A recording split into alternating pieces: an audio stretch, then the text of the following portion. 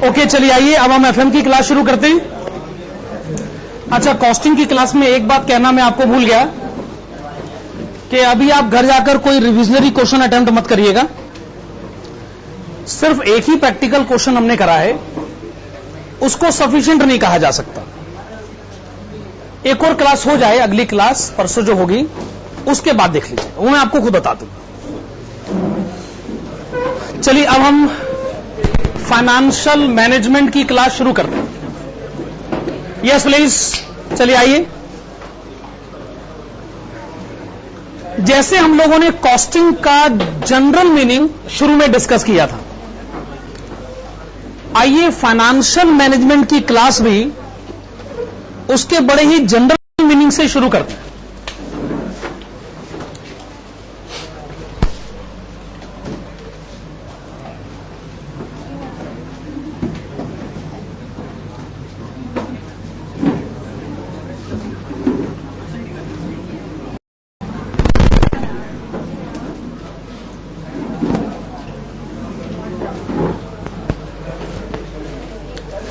So, we shall start now. Financial management को अगर समझना हो तो हमें बनियों की फिलॉसफी को समझना चाहिए। बनिए जो हैं फाइनेंस को बड़े अच्छे ढंग से डील करते हैं। देखिए, जैसे मैं अपनी बात एक एग्जांपल के थ्रू कंफर्म करता हूं। एक बार क्या हुआ, किसी बनिए का एक बच्चा बीमार हो गया, तो बनिए ने भगवान से प्रार्थना करी कि मेरा बच्चा ठीक कर दे। मेरे पास एक गाय है, मैं उसे बेच दूंगा और गाय के बेचने से जितने रुपए मुझे मिलेंगे सो मैं तेरे मंदिर में दान कर दूंगा। तो बनिए ने भगवान के साथ ये सेटलमेंट किया। बनिया जो है भगवान के साथ सेटलमेंट कर सकता, उसमें होती है पावर। फाइनेंशियल सेटलमेंट वो कहीं नहीं कर सकता, इसमें इनबिल्ट पावर है। अच्छा, क्या हुआ कि बच्चा बीमार तो जो था वो ठीक हो ही गया। इधर बनिए के दिमाग में चोर आ गया। वो कहते जी वैसे तो दुनिया भर को दिए गए वादे तोड़ता रहता, पर भगवान को दिया गया वादा तोड़ने में ना मुझे डर लग रहा है। मैं ऐसा क्या करूं, और इतना बड़ा नुकसान अब मैं सहन करना नहीं चाहता। अब बच्चा तो ठीक हो ही गया है, सीधी सी बात है, अब क्या करें। तो बड़े सारे वो परमुटेशन कॉम्बिनेशन बनाने लगा, ये करूं कि वो करूं, ऐसे करूं कि वैसे करूं, कि सांप भी मर जाए और लाठी भी ना टूटे। एक दिन उसने फैसला किया, उसने अपनी गाय उठाई और कहा कि चलो भाई बाजार चलते हैं बेचने के लिए। अब भगवान को दिया गया वादा तोड़ भी नहीं सकते, पर उसने साथ में अपना तोता भी ले लिया, गाय और तोता दोनों। बाजार जाके पता चला कि गाय की फेयर मार्केट वैल्यू 10,000 रुपए। वो लगा चिल्लाने कि जी मैं अपनी गाय, हट्टी कट्टी गाय, मैं 1,000 में बेचने को तैयार हूं। तो भीड़ तो इकट्ठी होनी थी, ऑफर इतना अच्छा था। जब सारी भीड़ इकट्ठी हो गई तो फिर बनिए ने असली दाव खेला। कहते जी अब चूंकि आप सब लोग इकट्ठे हो ही गए हैं तो मैं एक बात बता दूं, अगर आपने मेरी गाय खरीदी तो मेरा तोता भी खरीदना ही होगा, कंपल्सरी। वैसे तोता बाजार में 100 रुपए का मिलता होगा, पर मैं इसे बेचूंगा 9,000 रुपए में। जैसा कि होता है, भीड़ में कुछ समझदार किस्म के लोग भी थे, वो प्लस करने लगे। 1,000 की गाय, 9,000 का तोता, 1,000 जमा 9,000, 10,000। गाय वैसी 10,000 की है, खरीद लेते। हम समझेंगे हमने गाय खरीदी, तोता मुफ्त में मिल गया। स्कूटर खरीदा, हेलमेट मुफ्त में मिल गया, है ना, कंबाइंड पैकेज।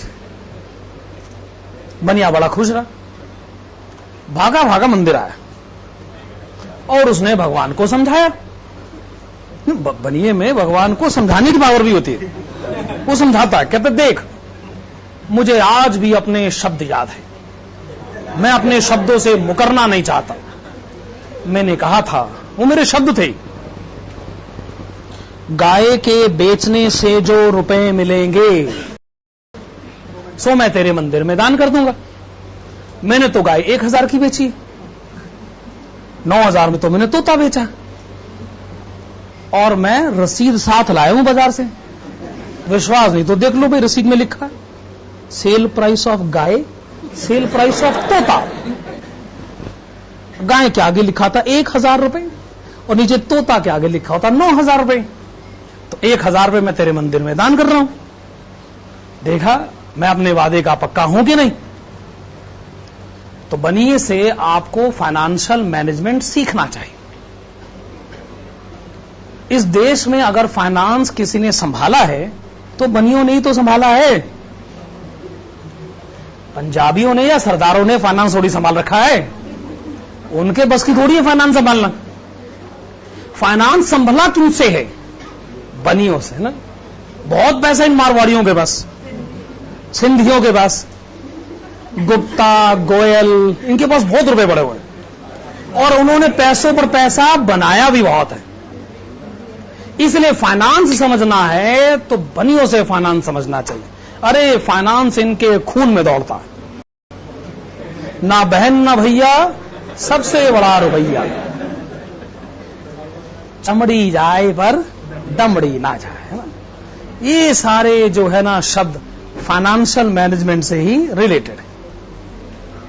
और ये बातें मैं सिर्फ इसलिए कहना चाहता हूं क्योंकि फाइनेंस से रिलेटेड है। किसी पर्टिकुलर कम्युनिटी को हर्ट करने का मेरा कोई इरादा नहीं, और ये बातें बनियों के बारे में कहकर मेरे ख्याल से मैं उनके बारे में कुछ अच्छा ही कह रहा हूं कि जी वो फाइनेंस को बड़ा अच्छा संभालते हैं। बनियों के बारे में एग्जाम्पल देना ना रिस्क फ्री एग्जाम्पल है, वो आपका कुछ बिगाड़ भी नहीं सकते। ज्यादा से ज्यादा रिक्वेस्ट कर लेंगे, सर जी प्लीज ध्यान रखा करो, हमारे बारे में ना ये सब मत कहा करो, बस यही करेंगे और क्या कर लें। सरदार का एग्जाम्पल देने में बहुत बड़ा डर है। ये क्लास के बाद मेरे से हिसाब पूरा कर सकता है, कहती देखी जाएगी ਤੁਹਾਡੀ, किसी बाहर आओ फिर देखते हैं।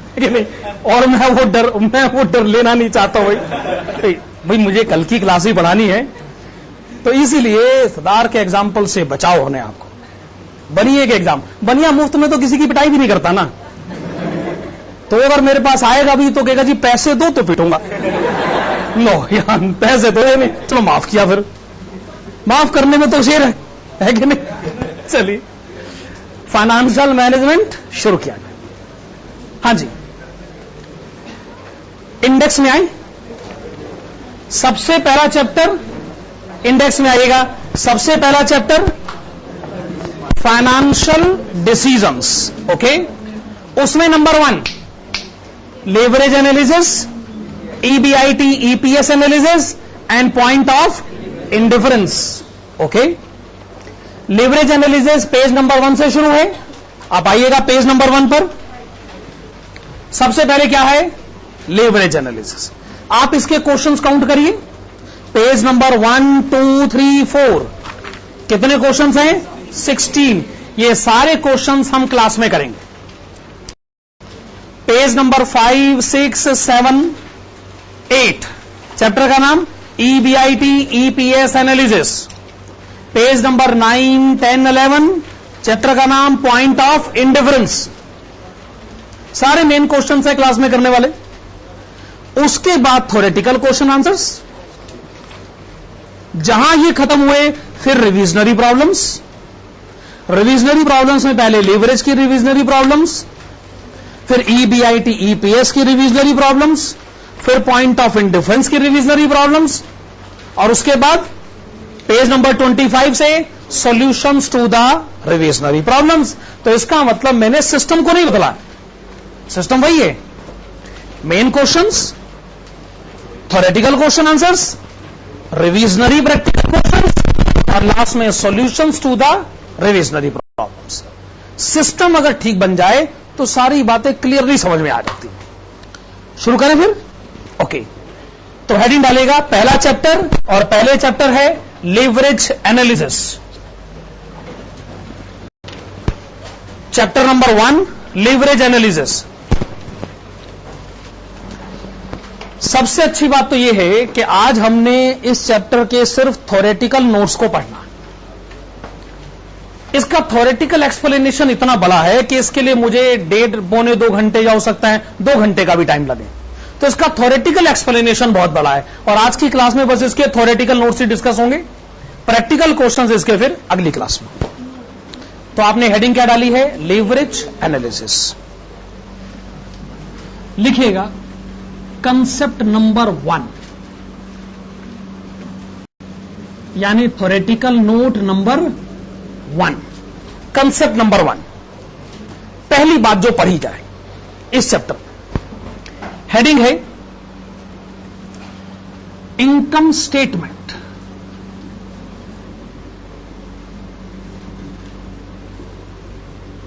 जो पहला कंसेप्ट पढ़ा जाए उसकी हेडिंग है इनकम स्टेटमेंट। शायद आप सोच रहे थे कि जी पहला कंसेप्ट होना चाहिए मीनिंग ऑफ लीवरेज, पर मैं आपको कॉस्टिंग की क्लास में भी कह चुका हूं कि बिना बात के दिमाग पर बोझ क्यों डालते। देर सवेर मैंने भी आपको सारी बातें बतानी, मुझे भी आपको लीवरेज ही बताना क्या होता, पर लीवरेज के कंसेप्ट पर आने से पहले मुझे बैकग्राउंड तय करना पड़ेगा। मुझे वो स्पेस चाहिए कि मैं लीवरेज के कंसेप्ट को आपके साथ डिस्कस कर सकूं। इनकम स्टेटमेंट अगर आप नहीं समझेंगे तो लीवरेज आपकी समझ में नहीं आ सकता है। और इनकम स्टेटमेंट वो कंसेप्ट है जो ऑलरेडी आप स्कूल लेवल पर पढ़ कर आए। जैसे प्रॉफिट एंड लॉस अकाउंट बनता है, अगर वो स्टेटमेंट की फॉर्म में बना दिया जाए तो उसे इनकम स्टेटमेंट बोलते हैं। हां, तो आप साथ साथ लिखते जाइएगा। सबसे पहली इंफॉर्मेशन लिखनी होती है सेल्स। आप भी तो प्रॉफिट एंड लॉस अकाउंट की क्रेडिट साइड पर सबसे पहले सेल्स ही तो लिखते हैं, मैं भी वही करूं, सबसे पहले सेल्स लिखें। सेल्स में से माइनस करा जाता है वेरिएबल कॉस्ट।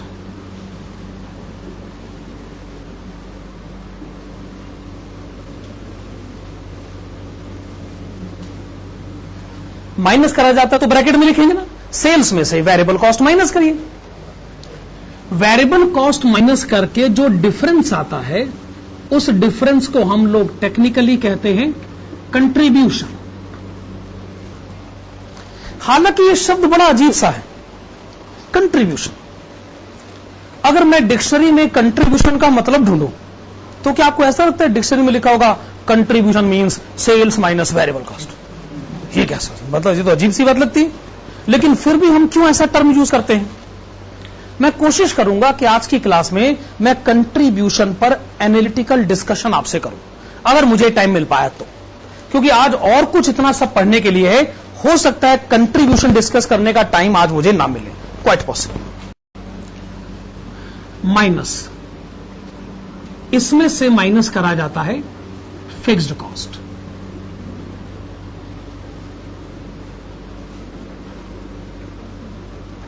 पहले वेरिएबल कॉस्ट माइनस करा, फिर फिक्स कॉस्ट माइनस करा, दोनों माइनस करते ही एक बैलेंस आ गया।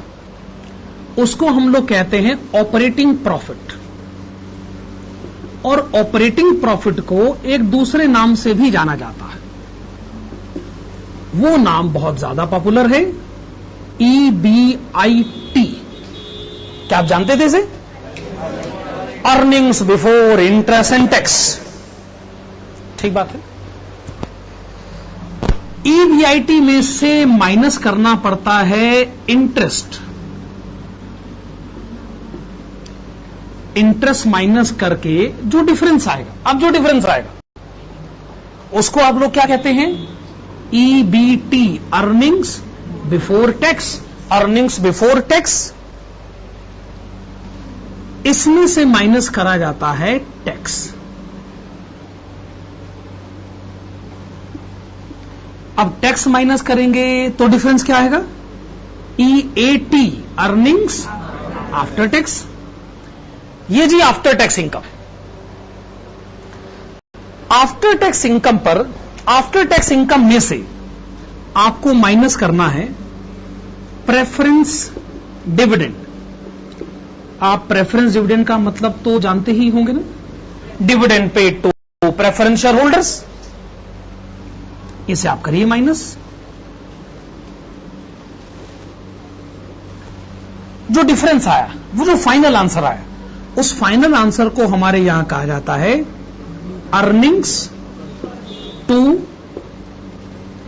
Equity share holders.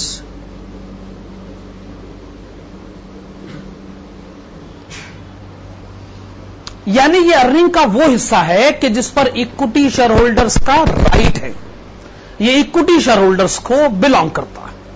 Earnings to equity share holders. जब ये सारी कैलकुलेशन हो जाती है तो लास्ट में एक और कैलकुलेशन करी जाती है, उसको कहा जाता है ईपीएस। क्या मैं ये उम्मीद करूं कि आप ईपीएस का फॉर्मूला जानते हैं? Full form earning per share कैसे निकलता होगा? Earnings to equity share holders divided by number of equity shares. Okay, ठीक है। ये इनकम स्टेटमेंट बनाने का प्रोसीजर है जो हम लोग पहले से जानते थे। अब मैं इस प्रोसीजर के साथ लिवरेज के कंसेप्ट को कोरिलेट करने जा रहा हूं, और उसको समझने के लिए आपके इंटेलेक्चुअल लेवल की मुझे जरूरत पड़ सकती है। मतलब आप सोचने का अपना स्तर थोड़ा ऊंचा करेंगे तो ही आपको कुछ बातें ये समझ में आएंगी। तो आइए फिर शुरू करते हैं। असल में लीवरेज की पढ़ाई अब शुरू होगी। ये बताइएगा, अगर सेल्स में 1% इंक्रीज हो जाए तो क्या आपको ऐसा लगता है कि ईपीएस में भी 1% इंक्रीज ही होता होगा? यस और नो? एक कंपनी ने कहा मेरी सेल 1% बढ़ गई तो मेरा ईपीएस भी 1% बढ़ गया। क्या आप ऐसा सोचते? Not necessarily. मुझे कहीं से पता चला, स्टॉक मार्केट में बातें कहीं ना कहीं से पता चल ही जाती कि अगर कंपनी की सेल 1% बढ़ जाए तो ईपीएस 5% बढ़ जाएगा। मतलब कहीं से पता चल गया। और स्टॉक मार्केट में नॉलेज सबसे बड़ा टूल माना जाता है। जैसी मुझे ये खबर मिली, मुझे सबसे पहले क्या काम करना चाहिए? मुझे इस कंपनी का शेयर खरीद लेना चाहिए। क्यों खरीदूं मैं इस कंपनी का शेयर? क्योंकि मेरा एनालिसिस ये कहता है कि कंपनी के अच्छे दिन तो कम आएंगे, मेरे अच्छे दिन ज्यादा आ जाएंगे। आप लोग बताइए, अकाउंट्स आप जानते हैं, कंपनी का कंटेक्स्ट भी आप जानते हैं। कंपनी अपने शेयर होल्डर्स में सेल्स बांटती है कि प्रॉफिट बांटती है? कंपनी कहती जी हमारी तो सेल खाली 1% बढ़ी और प्रॉफिट 5% बढ़ा है। अगर मैं कंपनी का शेयर होल्डर बनना चाहता हूं तो मैं ये सोचूंगा, अरे कंपनी के हल्के से भी अच्छे दिन आ गए ना, मेरे अच्छे दिन बहुत ज्यादा आ जाएंगे। ईपीएस 5% बढ़ गया क्योंकि सेल 1% बढ़ गई। कितनी बढ़िया बात है। कल को अगर सेल बढ़ जाए 10% तो ईपीएस बढ़ जाएगा 50%। और अच्छी बात लग रही है ना? इसका मतलब शेयर खरीदने और बेचने के फैसले के लिए यह बहुत इंपॉर्टेंट इंफॉर्मेशन है कि नहीं? शेयर खरीदने का फैसला इस इंफॉर्मेशन पे डिपेंडेंट है। अच्छा, मुझे एक और बात पता चली, अगर कंपनी की सेल 1% गिर जाए तो ईपीएस 5% गिर जाएगा। कंपनी के बुरे दिन कम आएंगे, मेरे बुरे दिन ज्यादा। क्या करूं मैं? क्या करूं? इन्वेस्ट नहीं करता, मैं नहीं खरीदता। अच्छा, अगर मैंने पहले खरीद रखा तो मैं क्या करूं? बेच दूं। पहली फुर्सत में बेच देता हूं, इससे पहले कि यह खबर मार्केट में आग की तरह फैल जाए। मुझे इस कंपनी के शेयर से हाथ खींच लेना चाहिए। बाजार में खबर फैलने में टाइम लगता है, इसलिए अगर मेरे को ये इंफॉर्मेशन सबसे पहले मिली है तो मुझे शेयर बेचकर यहां से निकल जाना चाहिए। तो ये बड़ी इंपॉर्टेंट इंफॉर्मेशन है कि नहीं? इसके बेसिस पर लोग खरीदने के और बेचने के फैसले लिया करते हैं। लेकिन लीवरेज के चैप्टर को ना इतना छोटा करके मत आकिए। सेल और ईपीएस बस, लीवरेज कहता है देखो जी ऐसा है, बात को थोड़ा बड़े लेवल पर कहो। अगर कोई जानना चाहता है सेल में 1% चेंज तो वेरिएबल कॉस्ट में कितने परसेंटेज चेंज, सेल में 1% चेंज तो कंट्रीब्यूशन में कितने परसेंटेज चेंज, ईबीआईटी में, ईबीटी में, ईएटी में, ईपीएस में। आप मेरे पास आइए, मेरे पास हर सवाल का जवाब। सिर्फ ये मत सोचिए सेल और ईपीएस के बीच में ही रिलेशनशिप हम बताएंगे। हम आप किन्हीं दो वेरिएबल्स पर हाथ रखिए, हम दोनों के बीच में डिस्कशन करने को तैयार। आपको जी हम डिस्कशन करना चाहते हैं कंट्रीब्यूशन और ईबीटी के बीच में, लीवरेज कहता है हां हम तैयार हैं, हमारे पास सफिशिएंट टूल्स हैं, हमारे पास सफिशिएंट स्ट्रेटेजीज हैं डिस्कस करने के लिए। कोई कहता है जी मैं डिस्कशन करना चाहता हूं ईबीआईटी और ईएटी के बीच में, ईबीआईटी और ईपीएस के बीच में, ईबीटी और ईपीएस के बीच में, ईएटी और ईपीएस के बीच में। लीवरेज कहता बस करो और कितने बनाओगे, हमने जब आपको कह दिया हम किन्हीं भी दो वेरिएबल्स के बीच में डिस्कशन करने को तैयार हैं, तो जिन मर्जी दो का नाम ले लो, हमारे पास पावर है डिस्कशन करने के लिए। यह लीवरेज की इंपॉर्टेंस है। तो जिसको इनकम स्टेटमेंट नहीं पता वो लीवरेज को क्या समझेगा, इसलिए लीवरेज तो वो समझे जिसने पहले इनकम स्टेटमेंट समझ लिया। तो मेरी मजबूरी थी, मुझे आपको पहले इनकम स्टेटमेंट बताना ही था। अब आप लिखिएगा कंसेप्ट नंबर 2।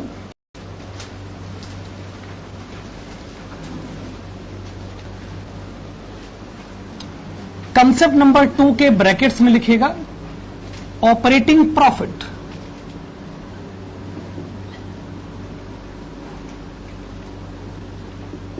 हालांकि अब हमें लीवरेज के पॉइंट पर आ जाना चाहिए, पर मुझे उसमें कोई जल्दी नहीं। मैं एक्चुअली चाहता हूं ऑपरेटिंग प्रॉफिट पर बात हो जाए, उसके बाद तो फिर लीवरेज चैप्टर में और है क्या। तो पहले जरा ऑपरेटिंग प्रॉफिट पर बात हो जाए। ऑपरेटिंग प्रॉफिट ये रहा ना, ईबीआईटी का दूसरा नाम लिखिएगा, write down. It means the profit from the business.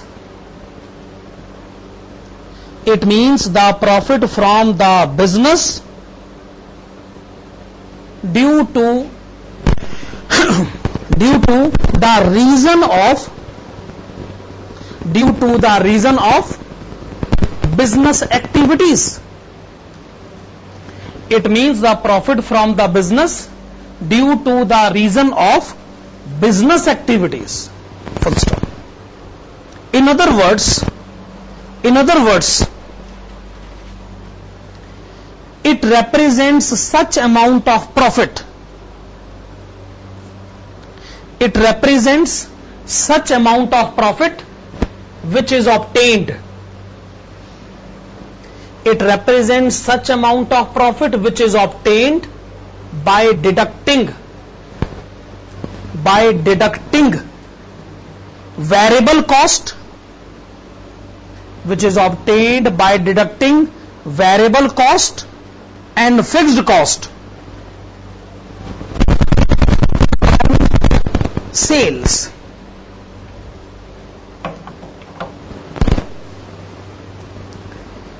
देखिए मैं भी आप लोगों के स्टेज से होकर गुजरा हूं, मुझे मालूम है कि स्टूडेंट एक बहुत भारी गलती करता है कि वो फार्मूले को कंसेप्ट मानने की गलती करता। कभी वो टीचर से सवाल पूछ भी लेता है ना, तो टीचर कहता है ये फार्मूला है, स्टूडेंट कहता अच्छा चलो ठीक है, फिर तो ठीक है, फार्मूला है तो ठीक है। As a formula in itself is an explanation. Formula concept होता है क्या? हम सब लोगों ने याद किया ऑपरेटिंग प्रॉफिट क्या होता है, वो जी ऐसा है सेल में से ना variable cost fix cost minus कर दो ना, तो जो डिफरेंस आता है ना उसे ऑपरेटिंग प्रॉफिट कहते हैं। और हम लोगों ने ऐसे बातों को कंसेप्ट मानना शुरू कर दिया और कंसेप्ट हमारा अनक्लियर होता चला गया। तो इसलिए फार्मूले को एक्सप्लेनेशन मानना बंद करिए। फार्मूले की मदद से एक्सप्लेनेशन को ढूंढा जा सकता है, लेकिन फार्मूला अपने आप में एक्सप्लेनेशन नहीं। फार्मूला होता, एक्सप्लेनेशन नहीं होता। इसलिए जो मैंने दूसरी बात कही ना इन अदर वर्ड्स में, वो बात एकदम बेकार है। In other words operating profit is the income which is obtained by deducting variable cost and fix cost from sales. बेकार का एक्सप्लेनेशन। पहली लाइन ठीक है, it means the profit obtained from business due to the reason of business activities, ये ठीक है। पर इस बात को समझने के लिए और ध्यान से बातों को समझना है। हां जी, फाइनेंसिंग का बहुत अच्छा इंट्रोडक्शन मैं आपको देने जा रहा हूं। कभी कभी बड़े एडवांस लेवल पर ये बातें जाके समझ में आती, तो हम लोगों ने चूंकि इन बातों को बड़े एडवांस लेवल पर समझा, तो हम अपना फर्ज समझते हैं कि स्टूडेंट्स को ये बातें प्रिलिमिनरी लेवल्स पर ही सिखा दें। भाई, बिजनेस करने वाला पैसों का इंतजाम कैसे करता है? कंपनी पैसों का इंतजाम कैसे करती है? इक्विटी शेयर होल्डर से पैसा मांगती, प्रेफरेंस शेयर होल्डर से पैसा मांगती, डिवेंचर होल्डर से पैसा मांगती है, या फिर लॉन्ग टर्म लोन। वेल, अगर आपने डिवेंचर होल्डर कह दिया तो लॉन्ग टर्म लोन भी उसमें हो गया, ठीक है ना। आप जानते हैं इन चारों के टोटल को कहा जाता है कैपिटल एम्प्लॉयड। कभी सुना आपने कैपिटल एम्प्लॉयड? यह बात मैं भी सोचता था कि डेप्ट जो है, डिबेंचर जो है, वो कैपिटल एम्प्लॉयड का हिस्सा कैसे हो सकता? कैपिटल तो कैपिटल होता है, डिबेंचर्स कैपिटल का हिस्सा कैसे हो सकता है? आप लोग 12th क्लास में पढ़कर आए हैं। Capital employed means share holders funds plus long term loan. अरे लोन तो लोन होता है, वो कैपिटल का हिस्सा कैसे हो सकता है? इसका मतलब हम कैपिटल के कंसेप्ट को समझे ही नहीं। कैपिटल का मतलब होता है वो पैसा जो या तो जल्दी नहीं लौटाया जाएगा या जो कभी नहीं लौटाया जाएगा, उसे कैपिटल बोलते हैं। जब आपने इक्विटी शेयर होल्डर से पैसा मांगा तो पैसा कभी नहीं लौटाया जाएगा अनलेस कंपनी के लिक्विडेशन का केस हो जाए। जब आपने डिवेंचर होल्डर से पैसा मांगा तो पैसा जल्दी नहीं लौटाया जाएगा। ये जो आपने पैसा इकट्ठा किया, इससे आप क्या करेंगे? बिजनेस करने के लिए पैसा चाहिए। पैसा इन लोगों से मांगा गया, जिस आदमी से पैसा मांगा गया और ये कहकर मांगा गया कि या तो मैं ये कभी नहीं लौटाऊंगा या फिर हो सकता है मैं बड़े लंबे समय के लिए बाद लौटाऊंगा, तो उस पैसे के टोटल को कहा जाता है कैपिटल। यानी बिजनेस इस कैपिटल से चलता है, ठीक है ना। फिर इस पैसे को बिजनेस में लगाया जाता है। बिजनेस बदले में आपको क्या देता है? सेल्स। बिजनेस से सेल्स होती है। सेल्स होती है तो वेरिएबल कॉस्ट होता है, वेरिएबल कॉस्ट होता है तो फिक्स कॉस्ट भी होता है। वेरिएबल फिक्स कॉस्ट बिजनेस को चलाने का खर्चा, भले ही वेरिएबल हो भले ही फिक्स्ड हो। जब ये दोनों खर्चे माइनस हो जाते तो बिजनेस कहता है कि मैं आपको कमा के दे रहा हूं, उसका नाम डाला गया EBIT, ऑपरेटिंग प्रॉफिट। ये मैं आपको कमा के दे रहा हूं। जब ये कमाई आ गई तो ये चारों लोग मिलकर बैठ गए। उन्होंने कहा चलो भाई कमाई आ गई, क्या करें? आओ बांटते। कमाई आ गई, आओ बांटते। डिवेंचर होल्डर आया, मेरा हिस्सा सबसे पहले, इंटरेस्ट। लॉन्ग टर्म लोन आया, मेरा हिस्सा भी सबसे पहले, इंटरेस्ट। हमने कहा चलो ठीक है भैया, कमाई आ गई है, डिवेंचर होल्डर को और लॉन्ग टर्म लोन वाले को उसका हिस्सा मिल जाना चाहिए, उसके हिस्से को कहते हैं इंटरेस्ट। ओके, हमने डिवेंचर होल्डर को आप तुम परे हट जाओ, तुम्हें पैसे मिल गए ना, बिजनेस चलाने के लिए तुमने हमें पैसे दिए थे, तुम्हें तुम्हारा हिस्सा मिल गया, चलो परे हटो। फिर कौन आ गई? गवर्नमेंट। हमने गवर्नमेंट को कहा ये तुम्हारा हिस्सा, तुम परे हटो। फिर आया प्रेफरेंस शेयर होल्डर, हमने कहा ये तुम्हारा हिस्सा, तुम परे हटो। बाकी पैसा किसको मिलेगा? इक्विटी शेयर होल्डर को। क्या EBIT को कुछ लोग आपस में बांट रहे हैं? सीधा सा सवाल है। वो लोग आपस में बांट रहे हैं जिन्होंने बिजनेस के लिए पैसे डाले। अंग्रेजी में कह सकते हैं ना फाइनेंसर्स। फाइनेंस, ये लोग फाइनेंसर्स नहीं, पैसे देने वाले, भले ही लॉन्ग टर्म लोन के नाम पर, डिवेंचर के नाम पर, प्रेफरेंस बेंस इक्विटी के नाम पर ये फाइनेंसर्स है ना, और ये फाइनेंसर्स कहते हैं हमें आपके प्रॉफिट में हिस्सा चाहिए। इस बात को समझिए, इंटरेस्ट बिजनेस एक्सपेंडिचर नहीं होता। मैं जो बात स्ट्रेसफुली कहना चाहता हूं, आपके सर इंटरेस्ट का खर्चा क्यों है? क्या बिजनेस इंटरेस्ट के लिए जिम्मेदार है? नेवर। इंटरेस्ट के लिए कौन सी बात जिम्मेदार है? ध्यान से समझिएगा, इंटरेस्ट के लिए क्या बात जिम्मेदार है? मेरे पास मेरा बिजनेस चलाने का खुद का पैसा ही नहीं, बिजनेस मेरा, पैसे नहीं मेरी जेब में, मैं इधर उधर से उधार मांगता फिरता हूं। बिजनेस ने कहा, मैंने कहा था कि 200 से उधार मांगो, मैंने कहा था बैंक से उधार मांगो। अब जब इंटरेस्ट देना पड़ता है तो मुझे क्यों सुनाते हो? मैं आपके इंटरेस्ट के लिए रिस्पॉन्सिबल नहीं हूं। आपकी खुद की समस्या है कि आपके पास बिजनेस करने के पैसे नहीं थे, आप इधर उधर से लोन लेते और इंटरेस्ट देना पड़ जाता है। तो इंटरेस्ट को हम लोग क्या कहते हैं?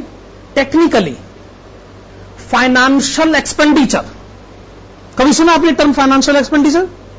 फाइनेंशियल एक्सपेंडिचर का मतलब, मेरे पास मेरे पैसे नहीं, बिजनेस मैंने चलाना है, पैसे नहीं है, मैंने फाइनेंस का अरेंजमेंट किया। शब्दों पर गौर करिएगा, मैंने फाइनेंस अरेंज करा, मैं 200 उधार मांग लिया, मैंने फाइनेंस अरेंज किया, दोस्त ने कहा पैसा दे दूंगा, इंटरेस्ट लूंगा, हमने कहा चलो इंटरेस्ट दिया। तो मैंने कहा जी मैं इस उधार लेता हूं, बिजनेस करूंगा, बिजनेस से कमाऊंगा, इन्हें इंटरेस्ट दे दूंगा, बाकी पैसा मेरा। तो इंटरेस्ट, क्या बिजनेस के कारण मैं इंटरेस्ट दे रहा हूं? नहीं। मुझे इंटरेस्ट क्यों देना पड़ रहा है? फाइनेंशियल प्रॉब्लम के कारण। मेरे पास मेरा पैसा ही नहीं, बिजनेस मेरा, पैसा किसी और का, तो मुझे इंटरेस्ट देना पड़ता है। इस तरीके के एक्सपेंडिचर को बिजनेस एक्सपेंडिचर नहीं कहते, इस तरीके के एक्सपेंडिचर को फाइनेंशियल एक्सपेंडिचर कहते हैं। बिजनेस एक्सपेंडिचर कौन से होते हैं? ये वेरिएबल कॉस्ट, फिक्स्ड कॉस्ट। हम कोचिंग क्लासेस का काम करते हैं, हर स्टूडेंट्स को बुक्स देते हैं, ये हमारी वेरिएबल कॉस्ट है। एक एक स्टूडेंट को हम लोग असाइनमेंट देते हैं, हमारी वेरिएबल कॉस्ट है। हमें रेंट देना पड़ता है, हमारा फिक्स कॉस्ट है। लेकिन बिजनेस रिलेटेड तो है, हम इंटरेस्ट देते हैं। तो कोचिंग क्लासेस वाले वो कहेंगे भाई साहब ये इंटरेस्ट देते हैं, इसमें हमारा क्या कसूर है बताइए? क्यों देते हो इंटरेस्ट? डॉक्टर ने कहा था कि उधार का पैसा लेकर आओ, तो वो क्यों देते हो इंटरेस्ट? और अगर इंटरेस्ट देते हो तो फिर हमें क्यों सुना रहे हो? तो आप इस बात को समझिए, इंटरेस्ट बिजनेस एक्सपेंडिचर नहीं होता है। तो बिजनेस इनकम क्या होती है? बिजनेस से होने वाली इनकम बिजनेस इनकम होती। और बिजनेस इनकम कैसे पता करी जाती है? बिजनेस से सेल होती है और बिजनेस के खर्चे होते हैं variable cost and fixed cost. Business से सेल हुई, बिजनेस पर वेरिएबल कॉस्ट और फिक्स्ड कॉस्ट हुआ, difference is known as operating profit. ठीक है ना? जब ऑपरेटिंग प्रॉफिट आ जाता है तो उस ऑपरेटिंग प्रॉफिट को इंटरेस्टेड लोग आपस में बांट लेते हैं। इंटरेस्टेड लोग कौन है? जिन्होंने पैसे लगाए। अब वो आ जाते हैं, बारी बारी से आते हैं, लाइन में आते हैं कि पहला हक मेरा, दूसरा हक मेरा, तीसरा हक मेरा, बाकी बचा हुआ हक मेरा। तो ये इनकम को बांटने का तरीका है। तो अब आप ऑपरेटिंग प्रॉफिट के कंसेप्ट को समझ रहे हैं? बिजनेस के कारण जो कमाया जाता है उसे ऑपरेटिंग प्रॉफिट कहते हैं। अकाउंट्स वालों से पूछो ना प्रॉफिट क्या होता है, कहते हैं जी होता है प्रॉफिट, ये अर्निंग आफ्टर टैक्स। हम नहीं मानते। अर्निंग आफ्टर टैक्स प्रॉफिट कैसे हुआ? अर्निंग आफ्टर टैक्स बिजनेस से होने वाला प्रॉफिट कैसे हुआ? आपने तो इंटरेस्ट और टैक्स भी माइनस कर दिया। बिजनेस से होने वाला प्रॉफिट होता है ईबीआईटी। क्या ये बात सही है? कंसेप्ट नंबर 2 हो गया। लिखेगा कंसेप्ट नंबर 3। कंसेप्ट नंबर 3 के ब्रैकेट्स में लिखेगा इंट्रोडक्शन ऑफ लेवरेज। आइए अब हम अपने आप को परिचित करें लीवरेज से। लीवरेज का इंट्रोडक्शन हो गया। गवर्नमेंट पैसे नहीं लगाती है, गवर्नमेंट सिर्फ हिस्सा मांगती। गवर्नमेंट कहते जी आप रहते तो हमारे देश में ही है, हमारी सुख सुविधाओं का आप उपयोग करते हैं, तो जी हमें प्रॉफिट में हिस्सा तो देना पड़ेगा। देखो जी मेरे ख्याल से टैक्स है तो है, किसी कंट्री में टैक्स नहीं भी लगता है, कहीं ज्यादा तो कहीं कम लगता है, ये अनअवॉइडेबल है। गवर्नमेंट वो बदमाश है जो आपसे आपके प्रॉफिट पर हिस्सा लेकर रहेगी, है कि नहीं? हाँ ये बात तो है, इंटरेस्ट तो देना पड़ेगा, इस बात से तो मैंने इनकार नहीं करा, बात अपने आप में सही है, इंटरेस्ट तो देना ही पड़ेगा। अगर प्रॉफिट नहीं है तो टैक्स देने से आप मना कर सकते, पर आप इंटरेस्ट देने से मना नहीं कर सकते। लेकिन मैं डिस्कशन को गलत डायरेक्शन पे लेके जाना नहीं चाहता, वो बात अपनी जगह सही। हमने क्या लिखा? Concept number 3, introduction to leverage लिखेगा। It means the relationship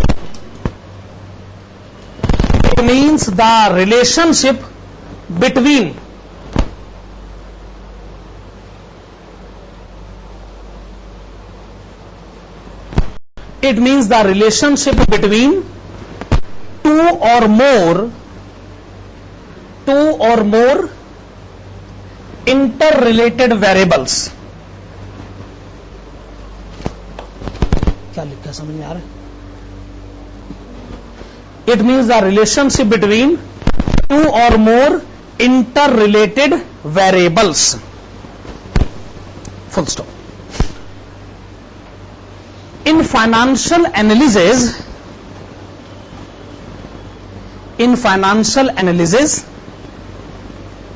comma,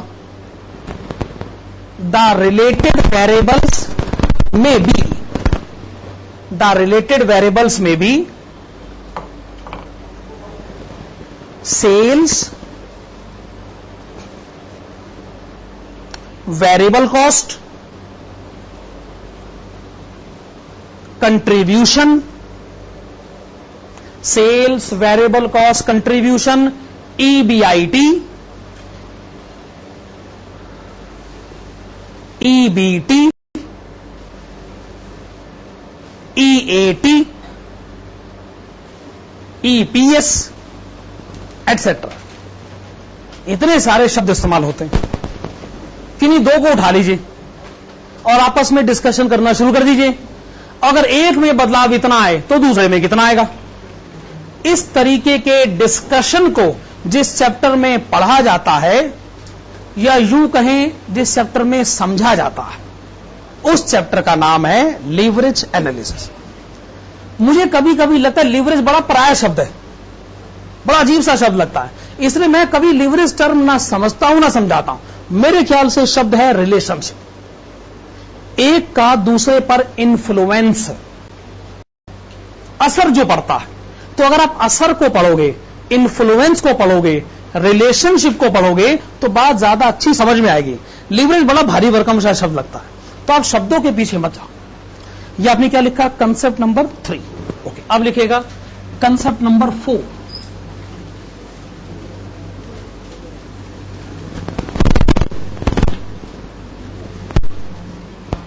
ठीक है ना? और आप थ्योरेटिकल नोट्स बनाने का तरीका सीख रहे हो ना, कैसे थ्योरेटिकल नोट्स बनाए जाते हैं, पहली बात, दूसरी बात, तीसरी बात, ताकि अगर आप उसको बाद में दोबारा पढ़े भी तो आपको भी समझ में आ सके। हमारी हमेशा कोशिश ये होनी चाहिए कि नोट्स ऐसे बनाएं कि हमारी खुद की समझ में भी आ सके। देखो जी, स्टूडेंट आज लिख रहा है अपने रजिस्टर पे, पता नहीं दोबारा कब कॉपी खोल के देखें, तो कई बार वो शिकायत करता है कि जी मुझे ना कभी कभार मेरा खुद का लिखा हुआ समझ में नहीं आता। अगर उसको ठीक ढंग से लिखा जाए तो एक दिन आप उसको भी समझ सकेंगे कि आपने क्या लिखा। स्टूडेंट की असल में एक आदत है ना, वो कहता है जी एक बार लिख लिया तब तो मैं इसको देखूंगा वो कयामत का दिन जब आएगा। वो कयामत का दिन कयामत का साबित हो जाता है, तब उसे उसका खुद का लिखा हुआ समझ में नहीं आता। यहां बड़े सारे स्टूडेंट ऐसे हैं मोटरसाइकिल से पढ़ने के लिए आते हैं, तो ये जो रजिस्टर है ना, कॉपी, ये उनके मोटरसाइकिल की ना डिक्की में पड़ा हुआ रह जाता। कहते अरे वो परसों जाना तो है क्लास में, फिर नहीं तो यहीं से तो मोटरसाइकिल में बुला रहेगा और क्या, ज्यादा अच्छा है। घर में ले गए ना तो फिर पढ़ना पड़ जाएगा और घर वालों की नजर भी पड़ सकती है ना, फिर वो भी कुछ सवाल पूछ सकते हैं। और आप जानते हैं घर वालों के सवाल जो है कितने तीखे हो सकते हैं। इतने तो खतरनाक सवाल कंपनी का शेयर होल्डर नहीं पूछता, इतने सवाल पूछते हैं। और एक सवाल तो ऐसा है कि जिसे सुन करना बस आग सी लग जाती है। और पढ़ाई कैसी चल रही है आजकल? मतलब एक सवाल ऐसा है तो कोई पूछता है तो समझ में नहीं आता इसका मैं क्या जवाब दूं। तो ठीक चल रही है पढ़ाई आजकल, अच्छा लग रहा है, मतलब ठीक चल रहा है, कंसेप्ट ठीक समझ में आ रहा है। और स्टूडेंट हर रोज कहता है कि भाई साहब कल से ना मैं बड़ी अच्छी पढ़ाई शुरू करने वाला हूं, कल से पढ़ाई शुरू करूंगा। और ये कमबख्त कल नहीं आता। हर रोज स्टूडेंट प्लान बनाता है, जी आज का आखिरी दिन है, मैं बता रहा हूं, कल से देखेगा पढ़ाई किस लार्ज स्केल पर शुरू होगी और दुनिया देखेगी कि मैंने क्या कमाल किया। कंसेप्ट नंबर 4 लिखेगा, ब्रैकेट में लिखेगा types of leverages. Types of leverages, मैं इसको कहना चाहूंगा टाइप्स ऑफ रिलेशनशिप्स, है ना, टाइप्स ऑफ लिवरेजेस। इसमें लिखेगा नंबर 1। नंबर 1 है ऑपरेटिंग लिवरेज।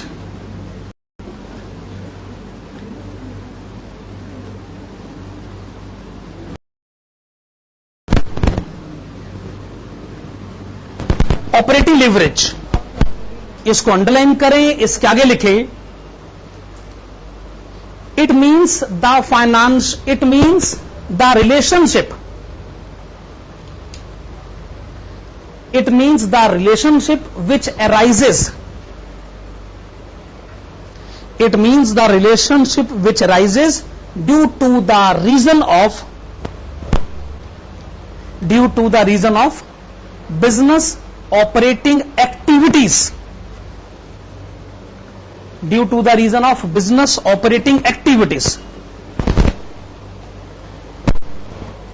मतलब आप बिजनेस करते हैं, सेल होती है, वेरिएबल कॉस्ट होती है, फिक्स कॉस्ट होती है, इन्हीं बातों से एक रिलेशनशिप बनकर निकलता है। उस रिलेशनशिप को हम कहते हैं ऑपरेटिंग लेवरेज। लिखेगा नंबर 2 फाइनेंशियल लेवरेज।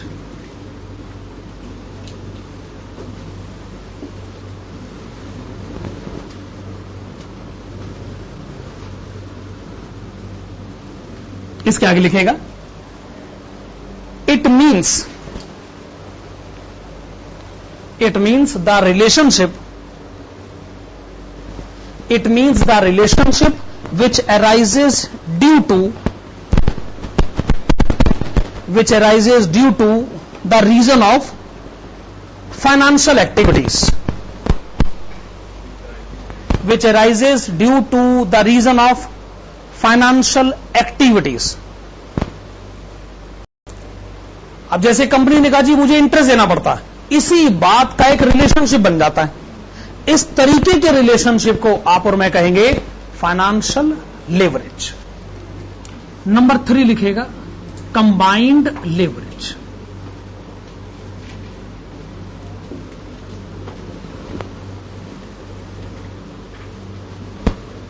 इसके आगे लिखेगा it means the relationship, it means the relationship which arises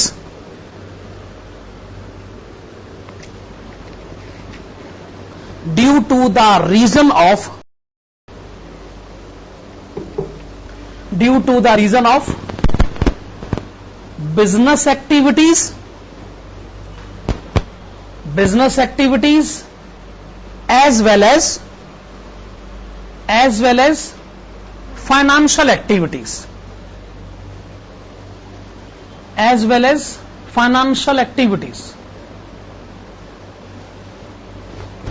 combined के नाम से ही पता चलता है, जब आप दोनों रिलेशनशिप को इकट्ठे पढ़ना चाहते हो तो उस रिलेशनशिप को कहा जाएगा कंबाइंड रिलेशनशिप। जब आप खाली बिजनेस पढ़ना चाहते हो ऑपरेटिंग रिलेशनशिप, फाइनेंस पढ़ना चाहते हो, फाइनेंशियल रिलेशनशिप। ओके, ये है कंसेप्ट नंबर 4। लिखेगा कंसेप्ट नंबर 5। कंसेप्ट नंबर 5 के ब्रैकेट्स में लिखेगा, कंसेप्ट नंबर 5 है डिटेल्ड एक्सप्लेनेशन। कंसेप्ट नंबर 5 है detailed explanation of operating leverage.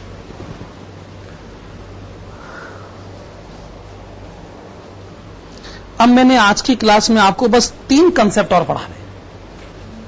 एक तो ये है detailed explanation of operating leverage.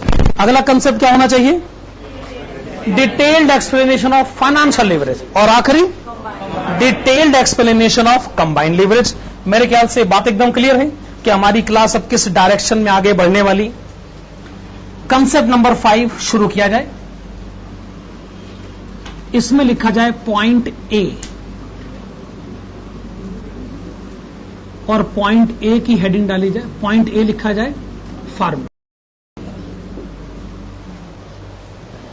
हम ऑपरेटिंग लीवरेज का कंसेप्ट समझने जा रहे हैं और इसकी शुरुआत हम करेंगे फार्मूले से।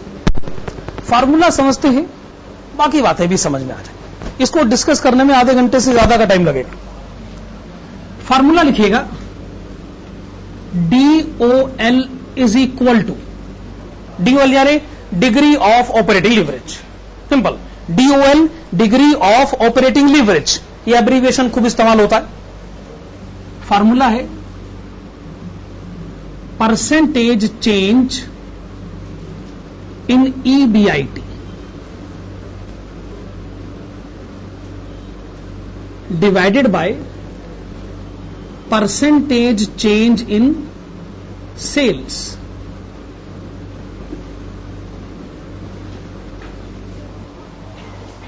सिंपल सा फार्मूला। हां, तो इसका नाम ऑपरेटिंग लीवरेज क्यों है? आप ही बताइए, सेल्स से EBIT तक कैसे पहुंचा जा सकता है?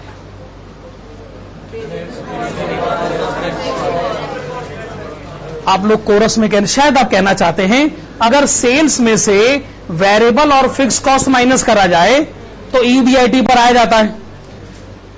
वेरिएबल और फिक्स कॉस्ट क्या बिजनेस रिलेटेड एक्सपेंसेस होते हैं? इसका मतलब आपका सारा का सारा ध्यान क्या बिजनेस पर है?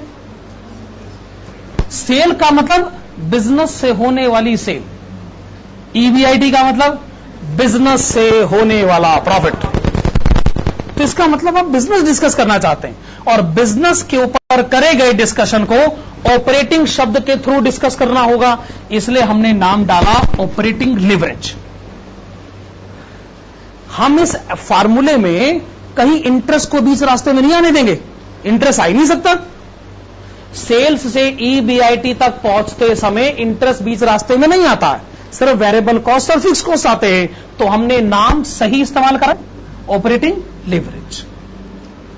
अब लिखिएगा B।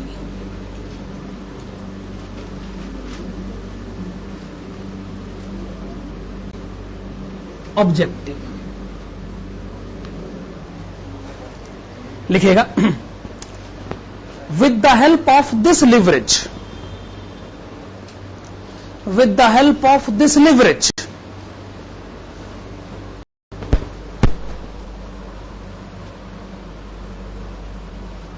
with the help of this leverage we come to know the percentage change in EBIT. We come to know the percentage change in EBIT due to the reason of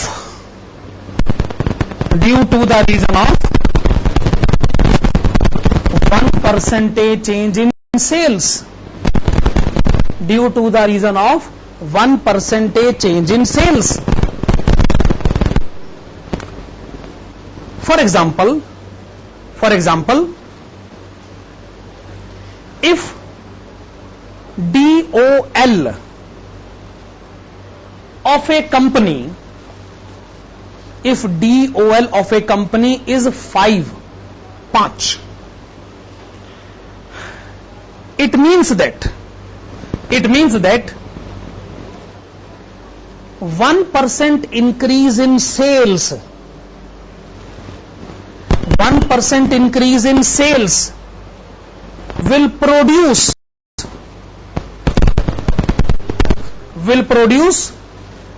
5% increase in EBIT.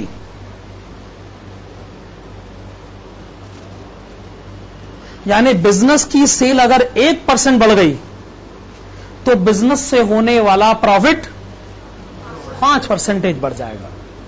यह बात सुनने में बहुत अच्छी लगती है। आगे लिखेगा इट आल्सो मीन्स दैट, इसका दूसरा मतलब भी होता है। It also means that 1% decrease in sales, 1% decrease in sales will produce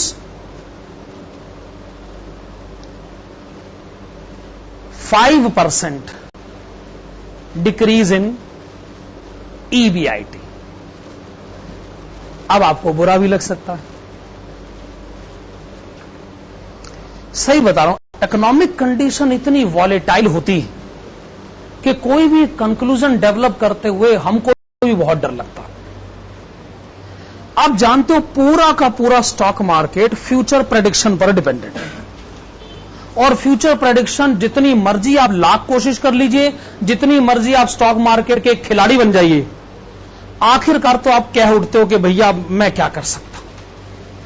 ये कुछ ऐसी बात है जैसे सिक्का उछालने से पहले हम कह देते हैं कि जी भाई साहब पक्का हेड्स आएगा, और आएगा, मैं जानता हूं हेड्स आएगा, और कई बार हेड्स आ भी जाता है। देखा, मैंने कहा तो ना हेड्स आएगा, पहली बार सिक्का थोड़ी उछाल रहा हूं, मुझे मालूम था हेड्स आएगा। ऐसे कॉन्फिडेंस से कहो जी जैसे आपका ये हर रोज का काम है और आप जानते हो जी हेड्स ही आता है, कभी टेल्स भी आ जाता है, तो आपको जब मैं क्या कर सकता हूं भाई साहब, मैं भगवान थोड़ी भाई, अब आ गया तो आ गया टेल्स, सारी चीजें मेरे कंट्रोल में थोड़ी। फ्यूचर प्रेडिक्शन भी ऐसे ही होता है, कई बार आपकी कही गई बातें हो भी जाती और आप दावा करने लगते हो भाई साहब मैंने कहा था ना ये होगा, देखो हो गया। कई बार नहीं भी होता है। मुझे याद है सन 2009 में, कोई बहुत ज्यादा पुरानी बात नहीं है,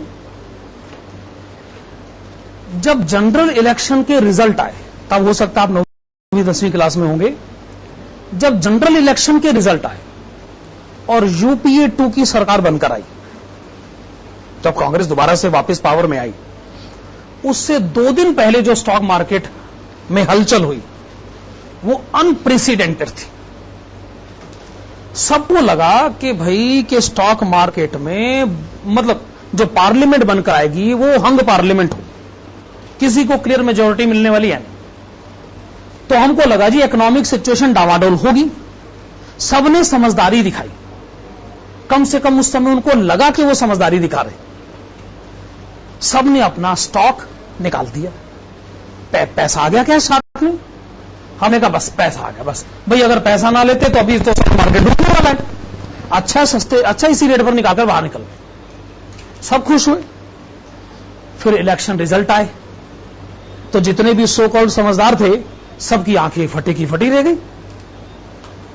क्लियर कट मेजॉरिटी आई, सरकार बनी, और अगले दिन स्टॉक मार्केट ने 2000 से ज्यादा पॉइंट का जंप किया।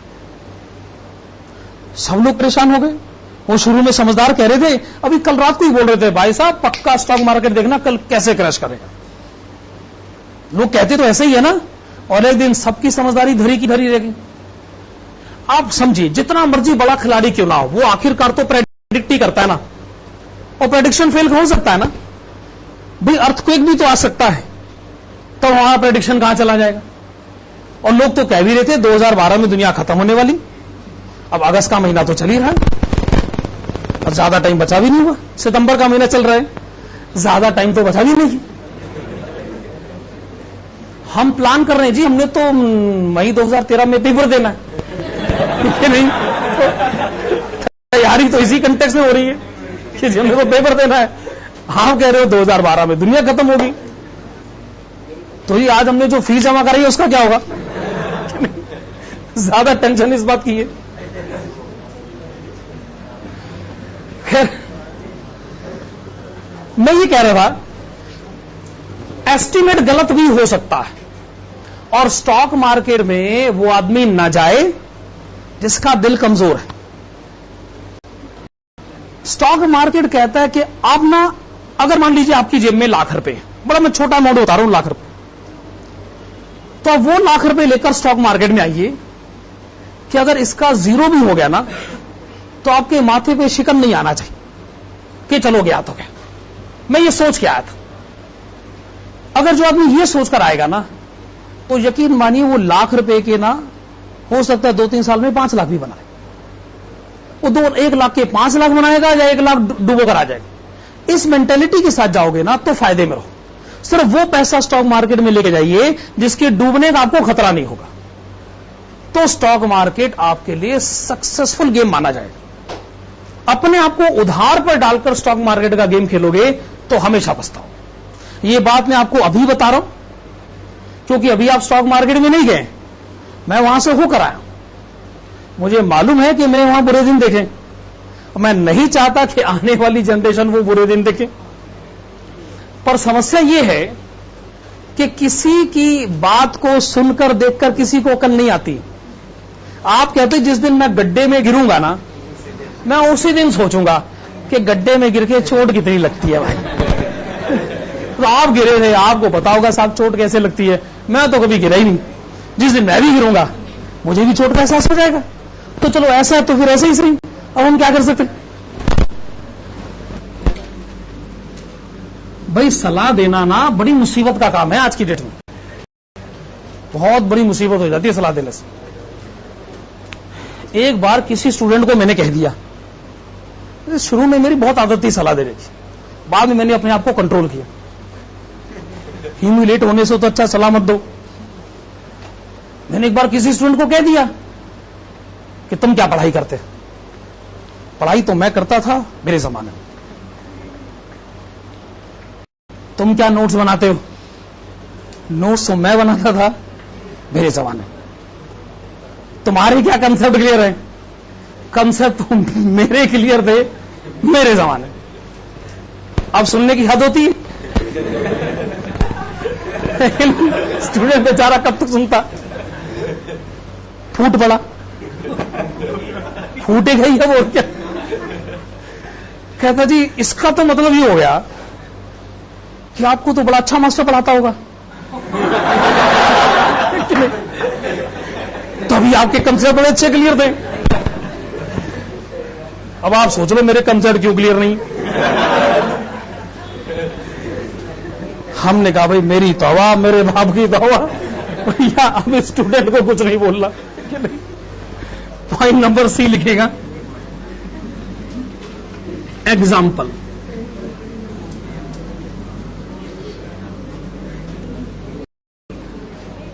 हाँ जी, चलिए सीरियस नोट पर वापस आते हैं। हमने ऑपरेटिंग लीवरेज के कंसेप्ट को समझा, हमने उसके ऑब्जेक्टिव को भी समझा, पर आप जानते हैं एग्जाम्पल के बगैर सारी बातें अधूरी रहती। तो आइए एग्जाम्पल से हमें सिचुएशन को समझने की कोशिश करें। एग्जाम्पल है तो कुछ एजम्पशंस पर डिस्कस करा जाएगा। तो मैं कुछ बातें अपनी तरफ से एज्यूम करूंगा, आप उसे टेकन फॉर ग्रांटेड लेंगे। Particulars, present situation, future situation, उसके बाद है चेंज। चेंज में एक है अमाउंट और दूसरा है परसेंटेज।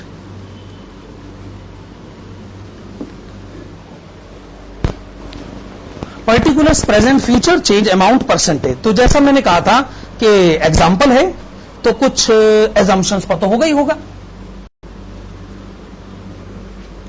Units sold,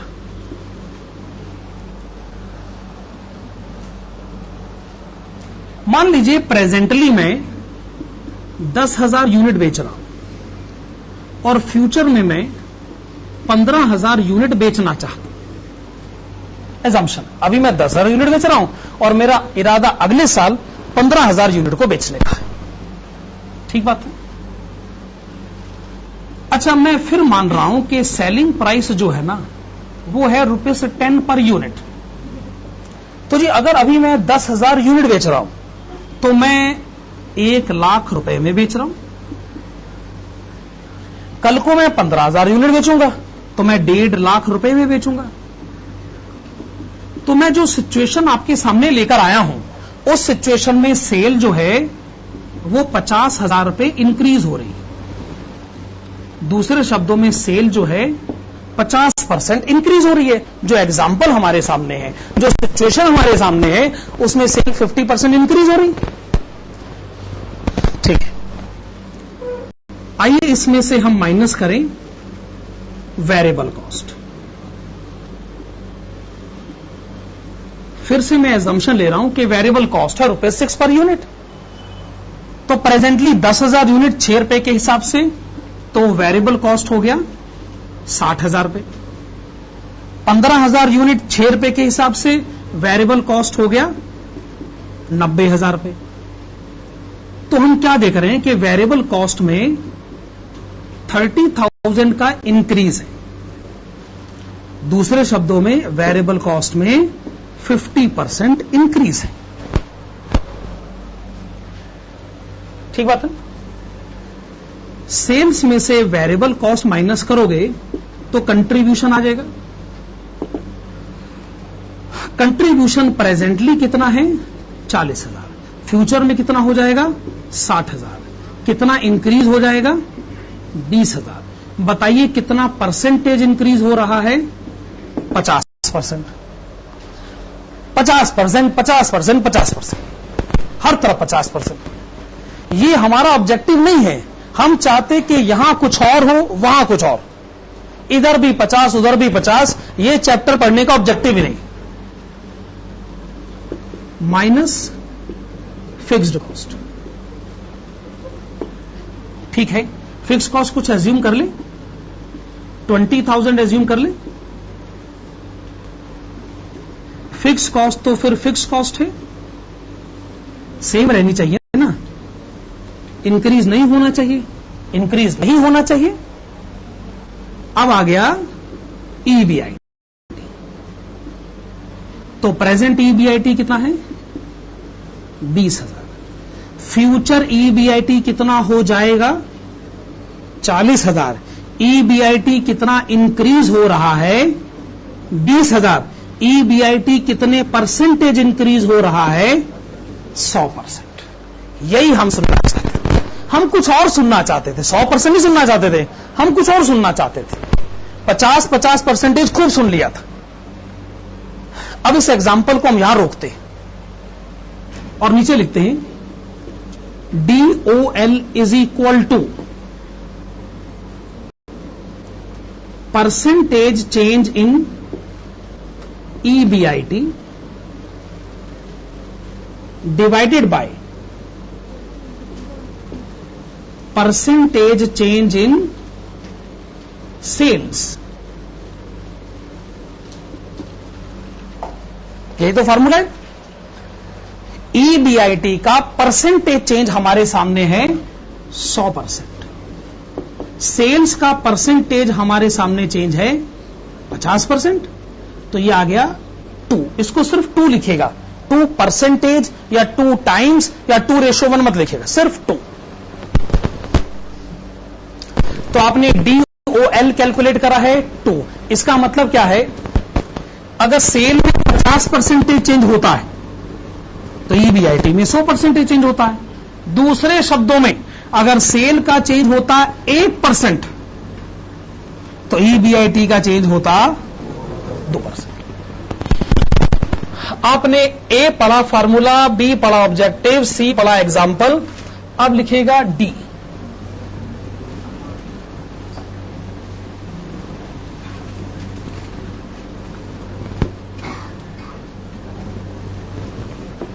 conclusion. मैं एक बार फिर से याद दिला दूं, यमुनानगर के स्टूडेंट्स को भी याद दिला दूं कि कंट्रीब्यूशन के ऊपर डिस्कशन आज होगा। मैंने ऐसा वादा तो किया है, लेकिन यह भी कहा है कि शायद वो वादा आज मैं पूरा ना कर सकूं। अगर मेरे पास टाइम होगा तो कंट्रीब्यूशन पर बात जरूर करेंगे। खैर, कंक्लूजन लिखेगा DOL ऑफ 2, जैसे मैं लिख रहा हूं वैसे ही लिखेगा, DOL of 2, comma, as computed above,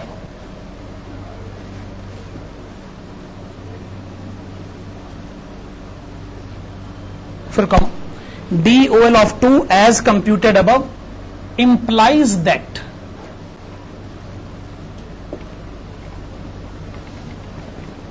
implies that 1% increase in sales, 1% increase in sales will produce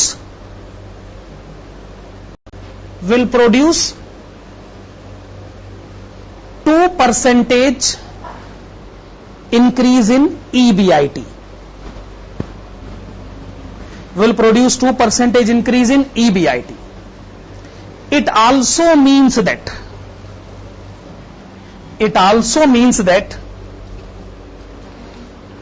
1% decrease in sales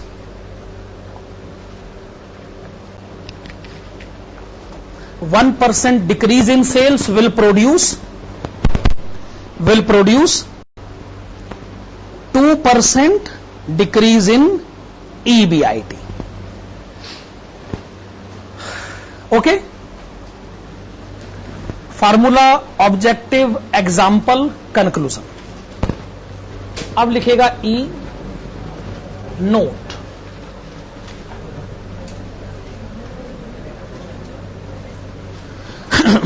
note में लिखेगा it is to be noted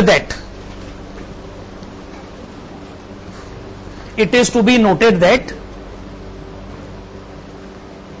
fixed cost is responsible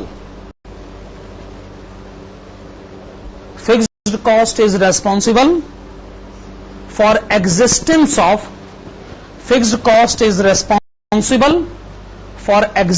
of operating leverage. Fixed cost is responsible for existence of operating leverage. Full stop. आगे लिखेगा if there is no fixed cost,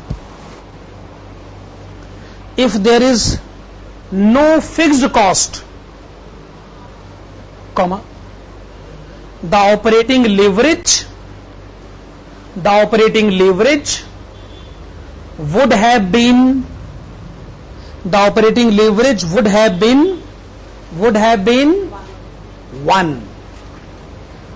1. हो सकता है कोई सोच रहा हो जी ऑपरेटिंग लीवरेज 0. देखिए, अगर मैं ये कहूं इधर भी 50% चेंज, इधर भी 50% चेंज, ये भी 50%, ये भी सब कुछ 50%, तो मैं क्या कहना चाहता हूं, जितना बदलाव मेरे लेफ्ट हैंड साइड में है उतना बदलाव मेरे राइट हैंड साइड में, यही मैं कहना चाहता हूं. भाई ये कोई रिलेशनशिप थोड़ी हुआ, हम ये रिलेशनशिप पढ़ने के लिए आए नहीं, हम तो कुछ और पढ़ना चाहते हैं. इधर कुछ और तो उधर कुछ और ही होना चाहिए. अगर आंसर 1 है तो 1 का मतलब इधर भी एक तो उधर भी एक.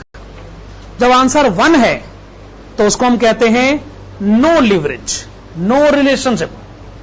यानी इधर भी 1% चेंज, उधर भी 1% चेंज को हम कहेंगे नो रिलेशनशिप.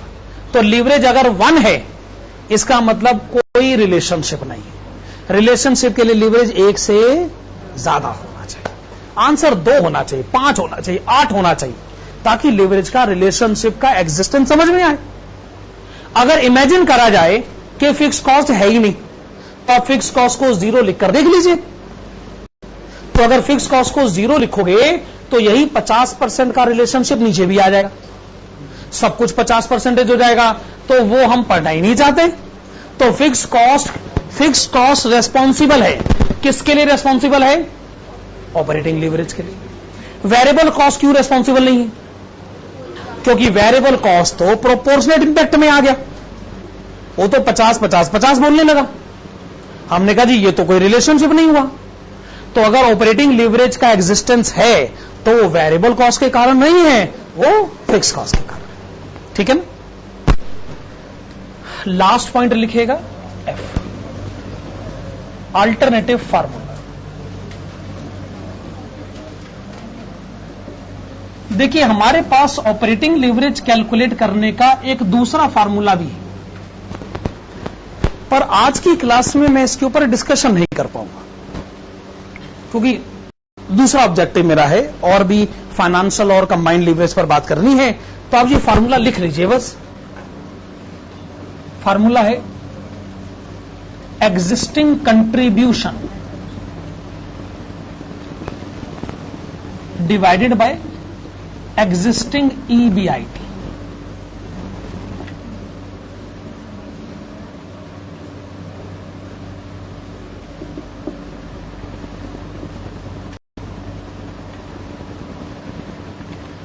अल्टरनेटिव फार्मूला आपने क्या लिखा? Existing contribution divided by existing EBIT। अब आप हेडिंग डालेगा कंसेप्ट नंबर 6।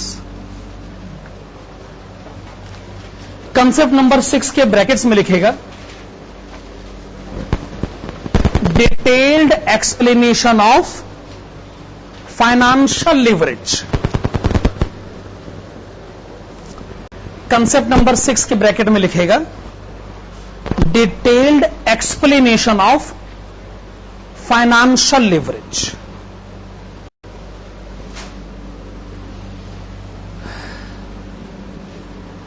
तो सबसे पहली बात क्या लिखी जाए? A formula.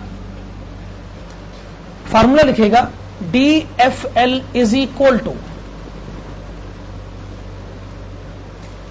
Percentage change in EBT divided by percentage change in EBIT। Formula लिखिए DFL is equal to percentage change in EBT divided by percentage change in EBIT। अब आप ही बताइए EBIT से EBT तक कैसे पहुंचा जाता? तो इसका मतलब आप इंटरेस्ट पर डिस्कशन करना चाहते हैं, इसका मतलब फाइनेंस पर डिस्कशन करना चाहते हैं, इसलिए आपके रिलेशनशिप का नाम हमने डाला फाइनेंशियल लीवरेज। ठीक बात है ना? लिखेगा बी ऑब्जेक्टिव। ऑब्जेक्टिव में लिखेगा with the help of financial leverage, with the help of financial leverage we come to know, with the help of financial leverage we come to know the percentage change in EBT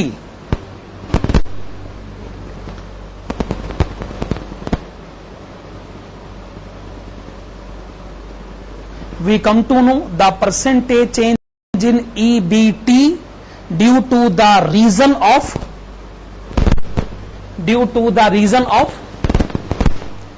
1% change in EBIT।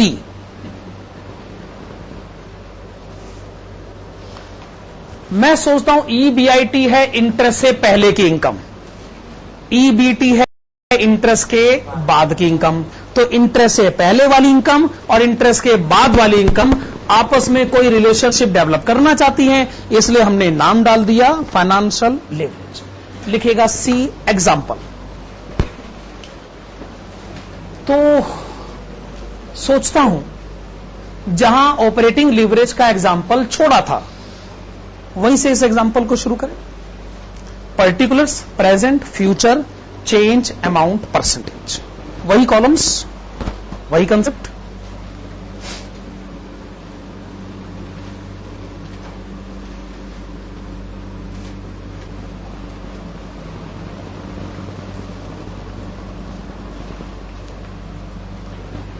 देखिए जैसे एक शब्द है degree of financial leverage D, तो इसमें D यानी degree. Degree यानी जब आप कोई बात कहते हैं तो उसको आप किसी कंटेक्स्ट में कहते हैं ना। जैसे आपने कहा जी आंसर 2 है, आंसर 4 है, तो ये उसकी डिग्री है, ये उसका मेजरमेंट है। तो इसलिए डी को बहुत ज्यादा इंपॉर्टेंस देने की जरूरत नहीं है। हम लोग कई बार बातों को डिग्री में कह देते हैं, 180 डिग्री का एंगल, 150 डिग्री का एंगल, तो उसको वैसे हम एक यूनिट ऑफ मेजरमेंट दे रहे। तो डी टर्म कोई बहुत ज्यादा सिग्निफिकेंट टर्म नहीं, बस उसको ऐसे कहा जाता है तो कहा जाता है। हाँ, EBIT at present ₹20,000, future 40,000, change 20,000, percentage change 100%, percentage change 100%। हाँ जी,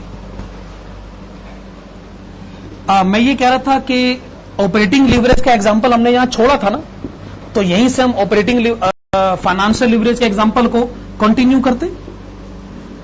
तो माइनस करिएगा इंटरेस्ट। तो इंटरेस्ट आप कुछ अपने आप एज्यूम कर लीजिए, आखिरकार एजम्पशन ही तो है। इंटरेस्ट माइनस करते ही आपको ईबीटी पता चल जाएगा। हां, तो इंटरेस्ट 8,000 एज्यूम कर लें। Let us assume 8,000।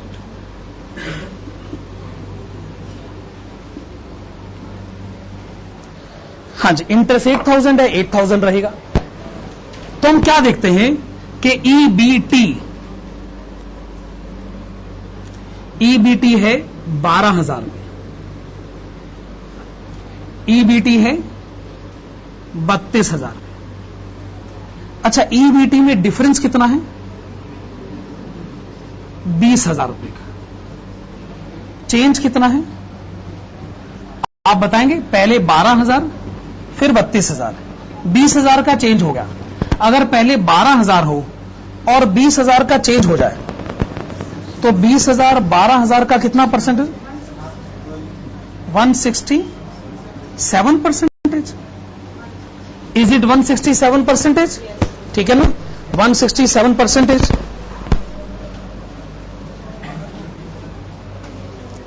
क्या ये बात अपने आप में सही? हम क्या देखते हैं, अगर ईबीआईटी में चेंज आ गया है 100%, तो ईबीटी में चेंज आ गया है 167%।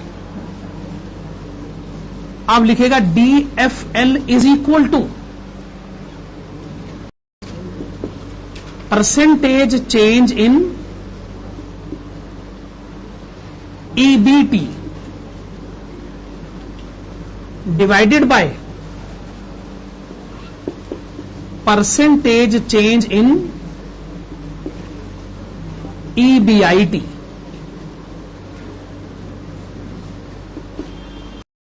यही फॉर्मूला है ना। तो 167% divided by 100%, the answer is 1.67। तो फाइनेंशियल लीवरेज की डिग्री है 1.67, कहा जाता है। इसका मतलब हो गया कि अगर इंटरेस्ट से पहले वाली इनकम में 1% बदलाव आ जाए तो इंटरेस्ट के बाद वाली इनकम में 1.67% चेंज आ जाएगा। यही तो फाइनेंशियल लीवरेज है, ठीक है ना। चलिए, आपने फाइनेंशियल लीवरेज कैलकुलेट किया। अब लिखेगा D conclusion.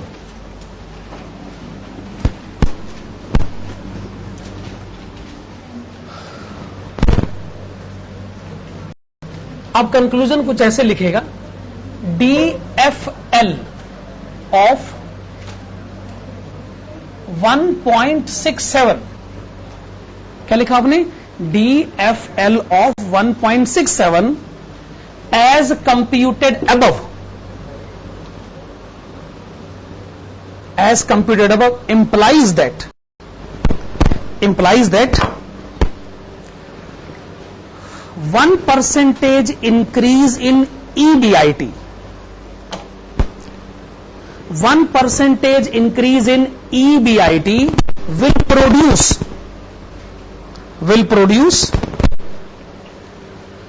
1.67% increase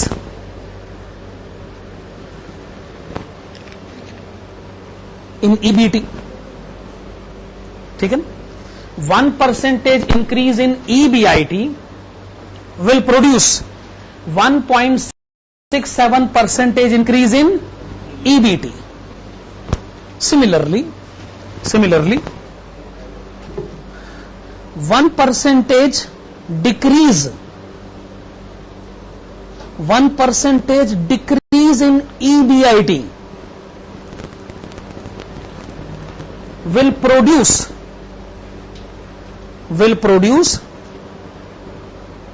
5% decrease in sorry 1.67% decrease in EBT. ठीक,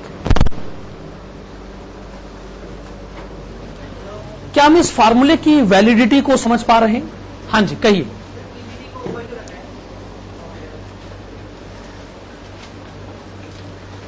मेरे ख्याल से बड़ा बेसिक सा पॉइंट है। एक होता है डिपेंडेंट वेरिएबल, दूसरा होता है इंडिपेंडेंट वेरिएबल। ऐसा कुछ होता ना।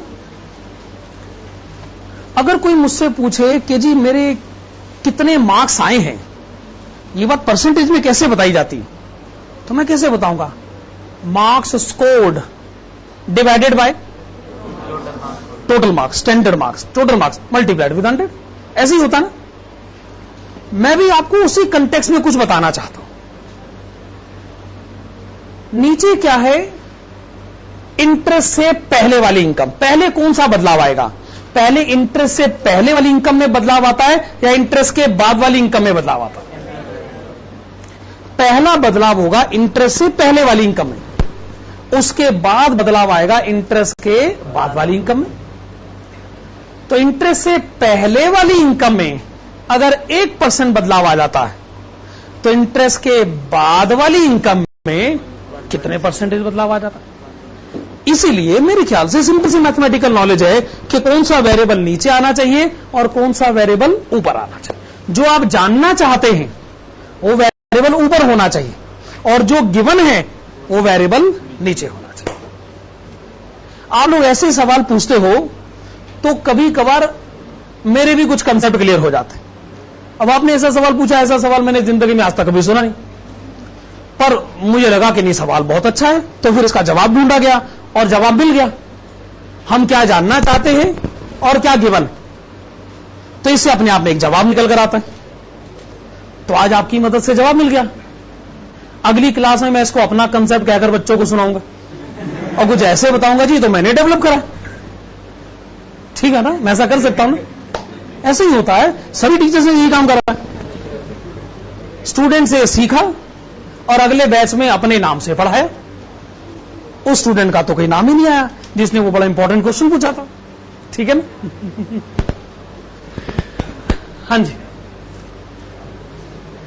चलिए आपने कंक्लूजन लिख लिया। अब आप लिखिएगा ई note.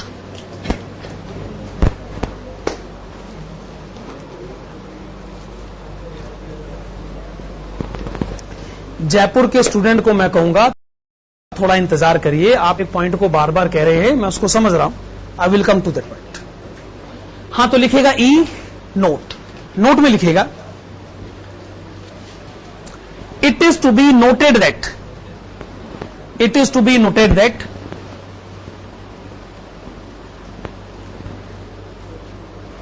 interest is responsible for existence of financial leverage. Interest is responsible for existence of financial leverage. Full stop. If there is no interest,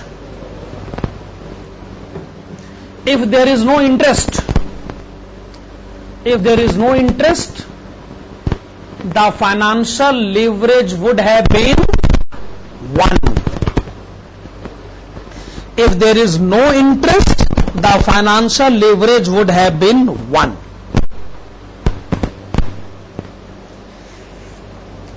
अरे सीधी सी बात है, इंटरेस्ट ही नहीं है। इसका मतलब जो बदलाव इंटरेस्ट से पहले वाली इनकम में हो रहा है वही बदलाव इंटरेस्ट के बाद वाली इनकम में हो जाएगा। अगर इंटरेस्ट नहीं है तो ऐसी सिचुएशन में लीवरेज 1 आ जाएगा और हम कहेंगे कोई रिलेशनशिप है ही नहीं। ठीक है ना।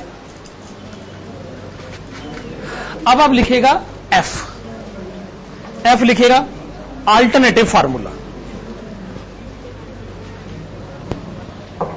फाइनेंशियल लिवरेज कैलकुलेट करने का दूसरा फार्मूला, जिसके बारे में बात तो फिर अगली क्लास में ही होगी, लिखेगा existing EBIT divided bye existing EBT। Existing EBIT divided bye existing EBT। और आप इस फॉर्मूले पर सोचो मत, मैंने कहा है किसी पढ़ लेंगे बाद में। अल्टरनेटिव फॉर्मूले को ज्यादा मत सोचना कि जी ये हमको बताया नहीं गया, हम तो इसे पढ़कर रहेंगे, अगली क्लास में समझा जाएगा। तो इसमें कोई जल्दबाजी तो नहीं है ना, सारी बातें आपको आज थोड़ी समझनी। सुनिए। अच्छा, एक बात और है, अल्टरनेटिव फॉर्मूला इंपॉर्टेंट बहुत है, बड़े क्वेश्चन में लगता है, पर स्टूडेंट कहता है जी ऐसा है, मैं ना अल्टरनेटिव फॉर्मूले में थोड़ा कंफ्यूज हो जाता हूं। आपने अभी अभी मुझे ऑपरेटिंग लीवरेज का अल्टरनेटिव फॉर्मूला बताया था, कंट्रीब्यूशन डिवाइडेड बाय EBIT, ऐसा कुछ था ना। और आप मुझे फाइनेंशियल लीवरेज का फॉर्मूला बता रहे हैं, EBIT डिवाइडेड बाय EBT। मुझे को पक्का एग्जाम में मैं कंफ्यूज हो जाऊंगा, मुझे पता नहीं चलेगा जी ऊपर क्या लिखना, नीचे क्या लिखना। कोई तरीका बताओ जी जिससे याद हो जाए, बस कंसेप्ट भले ही मैं थोड़ी देर में भूल जाऊं, और फार्मूला नहीं भूलना चाहिए, यही अल्टीमेट ऑब्जेक्टिव है।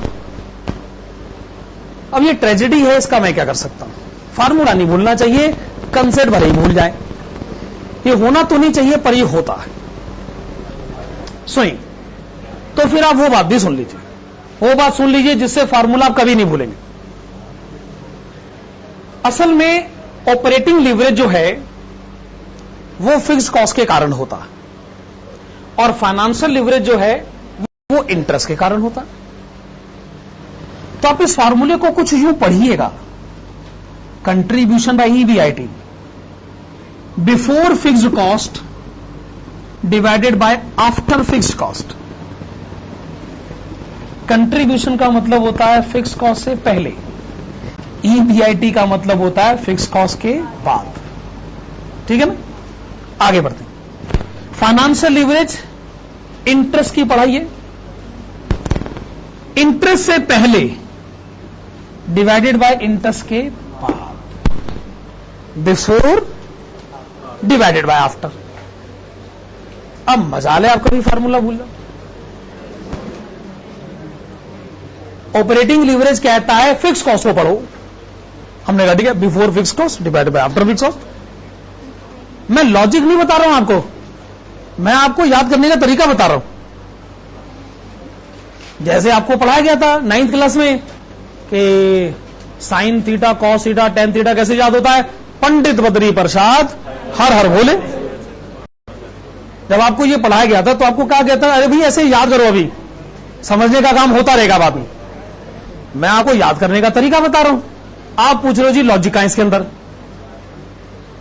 Before fix cost divided by after fix cost, याद हो गया, before interest divided by after interest. अब मजाल है कि कभी हम भूल जाएं इसको, है कि नहीं। कंसेप्ट तो आना जाना है, फार्मूला कभी नहीं भूलना चाहिए। चलिए, ये आपने लिखा कंसेप्ट नंबर 6। अब मुझे आखिरी कंसेप्ट कराना है, कंसेप्ट नंबर 7। चलिए, कंसेप्ट नंबर 7 ब्रैकेट्स में लिखिएगा, detailed explanation of combined leverage. Detailed explanation of combined leverage. तो जब आप कहते हैं कंबाइंड लीवरेज, इसका मतलब आप ऑपरेटिंग एक्टिविटीज और फाइनेंशियल एक्टिविटीज दोनों को पढ़ना चाहते हैं। कुछ सवाल हैं हमारे पास जो यमुना नगर से हैं, मतलब यमुना पार से नहीं बोल रहा हूं, यमुना नगर बहुत दूर है, ये जालंधर से है। देखिए, मेरे ख्याल से आपके ज्यादातर सवाल इसलिए हैं क्योंकि अभी तक हम प्रैक्टिकल क्वेश्चंस पर आए नहीं। अगर आप अगली क्लास तक इंतजार करेंगे और प्रैक्टिकल क्वेश्चन शुरू होंगे तो आपको इन सभी सवालों के जवाब मिलेंगे। तो बेहतर होगा इन सवालों को एक और क्लास के लिए रोक लिया जाए। सवाल अपने आप में सही है पर टाइमिंग सही नहीं। सिर्फ थ्योरेटिकल नोट ही तो हम लोग पढ़ रहे हैं, प्रैक्टिकल एप्लीकेशन पर तो आए नहीं, तो इतने भारी भरकम सवालों के जवाब मैं कैसे दे दूं। खैर चलिए, concept number 7, detailed explanation of combined leverage. उसमें लिखेगा ए फार्मूला। यस, क्लास में बातचीत नहीं है। लिखेगा DCL is equal to percentage change in EBT divided by percentage change in sales.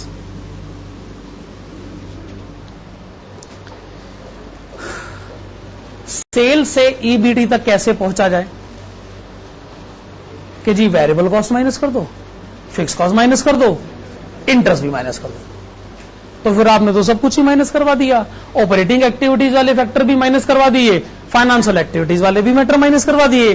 तो इसका मतलब बात तो फिर सही हुई, ये कंबाइंड लीवरेज ही है, ये ऑपरेटिंग और फाइनेंशियल एक्टिविटीज दोनों को डिस्कस करना चाहता है। लिखेगा B objective.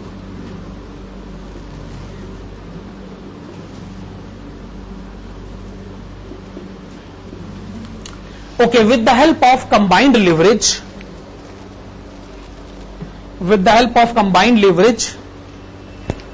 we come to know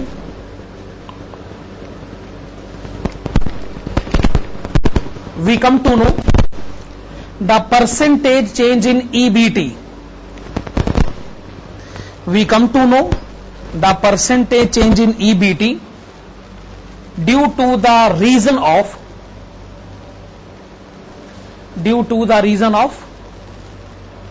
1% change in sales। अब ये तो हमें बड़ा बेकार का एक्सप्लेनेशन लगने लगा है। फार्मूले कोई इंग्लिश लैंग्वेज में लिख दिया जाए तो ऑब्जेक्टिव बन जाता है। अच्छा, वैसे अब सी क्या लिखना चाहिए? लेकिन अगर कंबाइंड लिवरेज, ऑपरेटिंग और फाइनेंशियल लिवरेज का कंबाइंड इंपैक्ट है तो इसका एग्जाम्पल लिखने का कोई फायदा ही नहीं है, क्योंकि एग्जाम्पल तो हो गया। जब ऑपरेटिंग और फाइनेंशियल लिवरेज के एग्जाम्पल को आप इकट्ठा कर देते हैं तो कंबाइंड लिवरेज का ही तो एग्जाम्पल है, तो फिर सी एग्जाम्पल लिखने का कोई फायदा ही नहीं है। जब एग्जाम्पल ने लिखा तो डी कंक्लूजन लिखकर भी क्या फायदा? लेकिन सीधी सी बात है, आप लिखेगा सी नोट लिख लेते हैं। नोट में लिखेगा it is to be noted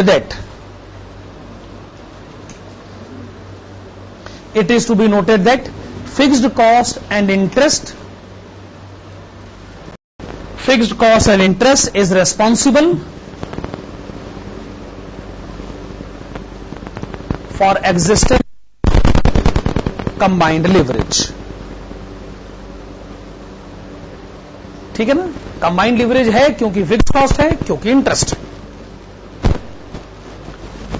last में लिखेगा इनफैक्ट डी पॉइंट लिखेगा alternative formula.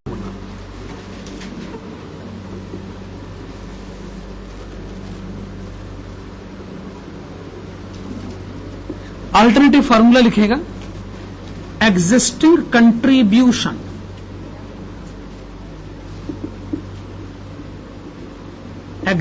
Contribution divided by existing EBT।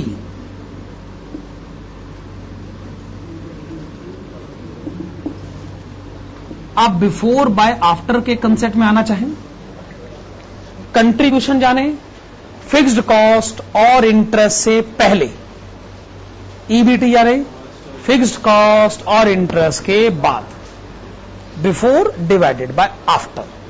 बस बिफोर आफ्टर याद रखिए, अल्टरनेटिव फार्मूले हमारी पकड़ में है, समझे नहीं है हमने वो दूसरी बात। लास्ट पॉइंट लिखेगा ई, और ये है इंपॉर्टेंट रिलेशनशिप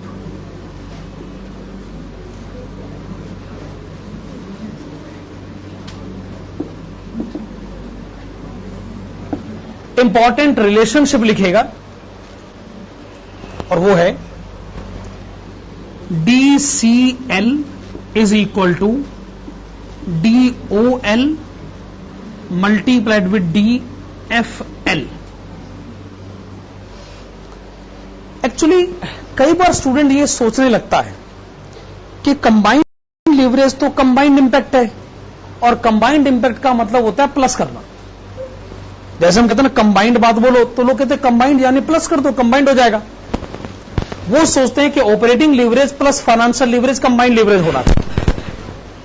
हमने कहा अच्छा, ऑपरेटिंग लीवरेज का फार्मूला होता है कंट्रीब्यूशन बाय ईबीआईटी, मैं अल्टरनेटिव फार्मूले की बात कर रहा हूं। फाइनेंशियल लीवरेज का फार्मूला होता है EBIT divided by EBT. Obvious सी बात है, ऐसी सिचुएशन में ईबीआईटी कैंसिल हो जाएगा और फार्मूला रह जाएगा कंट्रीब्यूशन डिवाइडेड बाय ईबीटी, जो कि इसका फार्मूला बनता ही है। ठीक बात है। पर अगर कोई स्टूडेंट इस जिद पर रह जाए, नहीं जी मैं तो प्लस करूंगा, तो हम कहेंगे फिर ठीक है प्लस कर लो, जिस दिन आपसे इसका आंसर आ जाए हमें भी बता देना, है ना?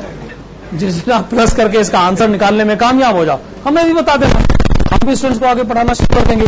अब तक की टेक्नोलॉजी कहती है कि भाई साहब ये प्लस नहीं हो सकता, मल्टीपल ही हो सकता है। इसलिए कंबाइंड इंपैक्ट का मतलब है मल्टीप्लीकेशन, इसका मतलब एडिशन नहीं। मैं आपको यह बताना चाहूंगा,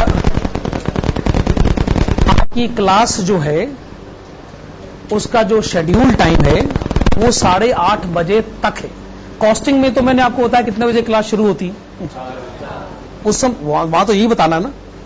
एफएम की क्लास में तो मैं बताऊंगा क्लास कब तक जाती। देखो जी, जिस दिन मेरी मर्जी होगी मैं क्लास 8:15 बजे भी छोड़ दूंगा। आप 8:30 बजे तक का टाइम किसी को दीजिएगा मत। आपका 8:30 बजे तक का टाइम मेरे साथ, ठीक है ना। कोई टाइम अगर किसी को देना हो तो 8:30 बजे के बाद का टाइम दीजिएगा। कभी किसी दिन 8:15 बजे भी क्लास छूट गई तो छूट गई, ठीक बात है ना। अच्छा, मैं ये भी बता दूं, अगली क्लास में मैं एक बात जरूर डिस्कस करूंगा कि आपका आईपीसीसी का जो पेपर है उसका स्ट्रक्चर क्या, मतलब कॉस्टिंग की क्लास में मैंने बुक के बारे में बात करी थी, तो बुक के बारे में बात होगी, आज बहुत पढ़ाई हो गई नहीं। अगली क्लास में मैं बुक के स्ट्रक्चर पर नहीं, पेपर के स्ट्रक्चर पर बात आपसे जरूर करूंगा। तो आज की क्लास मैं यहीं छोड़ता हूं, जल्दी क्लास छोड़ता हूं, कोई बात नहीं, फिर कभी देख लेंगे। Thank you.